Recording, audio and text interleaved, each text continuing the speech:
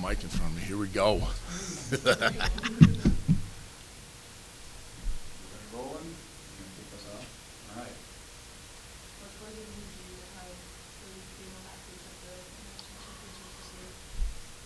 Wish I had some male athletes there too. I didn't get the job done there, I guess. Got to recruit better, coach better, or something. But always special to have our athletes make it to the NCAA championship. Yeah, culmination of hard work, recruiting the right kids. We try to maintain really good team culture, good training atmosphere, and we've had a great history of getting athletes to nationals, and again, a lot of that's about the training group and the kind of kids we recruit in here, and we kind of get the ball rolling, and it's a lot easier. I mean, that's just the expectation, I think, from the group, and that's why these athletes came here. Although, to set the record straight, I didn't actually recruit Maya out of high school. I was asleep at the wheel. I get a call from this guy named Brock. I left a message on my answering machine. This is Brock Lesnar, and my daughter's a pretty good thrower out of Minnesota, and I don't know who Brock is. I don't follow WWE. I was listening to the message out loud in the business office, and I think it was Brandon said, that guy say Brock Lesnar? It's like, yeah, who's that? And I did a quick Google search, found out Maya was a pretty good thrower out of the state of Minnesota, state champion. And that's when I actually called Brock back and said, yeah, I'm interested. I'd love to have you guys come out on a visit. And so Brock actually recruited me. Maya didn't know anything about Colorado State, I don't think. But we had a great visit here, developed a really good connection.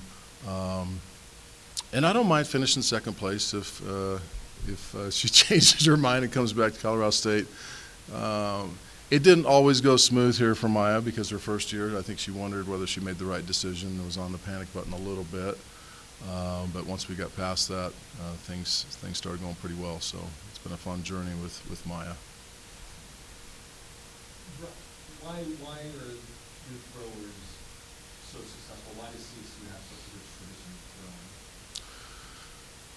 of throwing? I'd like to think a little bit identifying an athlete that, because we get a lot of kids that are a little bit under the radar, maybe not the blue chip kids, although I get those kids on campus and then they don't sign with me. So a lot of the athletes I bring in are maybe the next level down that I see. Love to get volleyball players in here, basketball players, multi-sport athletes. That's one of my main emphasis in recruiting. Body type, they got to be able to get it done academically. A little bit undercoached, undertrained. I love that. If I get a kid that trains club track year-round like a collegiate athlete, a little concerned about what their upside's going to be. So very confident with our ability to develop athletes here. As soon as we get them into our system and get going, we really, again, push the culture side of it and coming to practice with a great attitude, working hard, be coachable. So I need to see some of those things. And we try to identify that in the recruiting process. Maya said effectively this is their time. Yeah. There shouldn't be a lot of second business. Yeah. To execute. From your vantage point, how excited are you to watch these three perform at that level? And what do you see playing out here in these years? Yeah, I mean, I don't want them to do anything different than they've been doing all season. We've identified the couple technical cues that are really important for them specifically. So just to stay on those technical cues and compete free and loose and have some fun. That's been an emphasis here. I want them to go for it. If I saw a really conservative, fearful effort, that would probably be the biggest disappointment. I want them to go for it and have some freedom to do that. And again, there's maybe a couple technical cues to kind of stay within for each athlete and manage those and then go for it. So we try to keep it as simple as possible. And I make every effort not to overcoach because it is an issue with me. I start tinkering and getting excited and I get, I have to slap myself. As a young coach, I overcoached a lot. So I have to manage that a little bit. You've been down this road, had athletes hit the nationals before.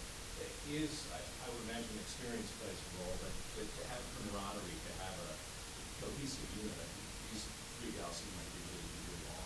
Is that? Yeah, they're faking it this morning. No, No, they get along well, and they love to compete. They love to compete. Our whole group does. So they embrace that and just go for it. So and they compete with confidence. So they relate well with each other. They're not afraid to banter with each other at practice and give each other. We have a lot of fun at practice. I mean, if you come out there, it's like, Jesus, these guys getting any work done? I'm extremely sarcastic, so they have to kind of wade through that to get to the 10% good stuff, the 90% sarcasm. But I love to have fun while we're working hard. That doesn't mean we're not focused and everything, but there needs to be some joy when you train and when you compete, I think. Important enough, important enough, obviously, can happen. It's a Yeah. long year of training, and how important is it to kind of have some of that balance of fun? Well, I think it's extremely important, especially in the throwing events. Technical events in track and field can really start to weigh on you and get it can eat at you. So it's important to have some fun while you compete. Keep things in perspective. Stay process oriented. If we're working on a certain skill, a certain technique, and you manage that really well that day, but maybe things didn't go as well as you think, I'm constantly checking in with these guys. How to go today? Well, we even assign a grade to the day. How well were you coachable? Did you manage the technical cueing we were doing? Yes, I did. Well, that's a victory in my eyes. Well, it didn't go that far yet. But you managed some of the technical changes we're making and trying to keep them focused and grounded on that stuff. So, and more process oriented than results oriented. Just for each of the three, when maybe give us a little, what comes to mind for you, how they got to this point, and for just kind of what stands out about each of these three? Kaisa, I've known her since she was in diapers, so a completely different dynamic with her. Some of the other athletes, I can't believe she said that to you. She's been a little, we have a different relationship. She's more like family, so different deal with that. And then I got her dad here on staff. Matthias gets me coffee and stuff all the time and rubs my feet and stuff. No, he's been a great addition to the program. He can demonstrate stuff that I can't do anymore because I'm old. But it's been great to have him on board. And I asked Kaisa, I said, is it okay if, I came up with the idea, let me bring your dad on staff. Well, it's okay. She made it sound like it was my idea. But I wanted to make sure it was okay with her, and then it had to work with the team, so we kind of waded through all that. But and that's a completely different dynamic when you got a father-daughter situation on the team. So it's just kind of special all around with that. It's a completely different dynamic, but I think we balanced that pretty well. Claire, she's really pretty hard on herself, and she likes to overcoach herself a little bit. So a lot of this year was kind of helping her manage what was going through her mind when she stepped in the circle, because a lot of times she'd get off of cues or start stacking cues, we call it, and trying to do too many technical things at once. So we really tried to manage that this year and let her be more of an athlete, really kind of drill down into what technical cues are very important for her and stick with those. She's bought into that and kind of managed the over-cueing much better this year, so that's been her deal. And Lettner, she's just taking her throwing to a whole nother level. It's fun to see her compete with some joy, and not be an angry competitor all the time. So I've just seen her demeanor change in competition, and we saw that especially at the home meet. She had all her family here, and being able to compete with some freedom and have some fun with that. She actually asked for rhythmic clap. Never has she done that before. And to see her kind of embrace that and have some fun with it, and just want that to continue through nationals. But just seeing her maturity level, ability to focus in competition, stay off the panic button a little more often.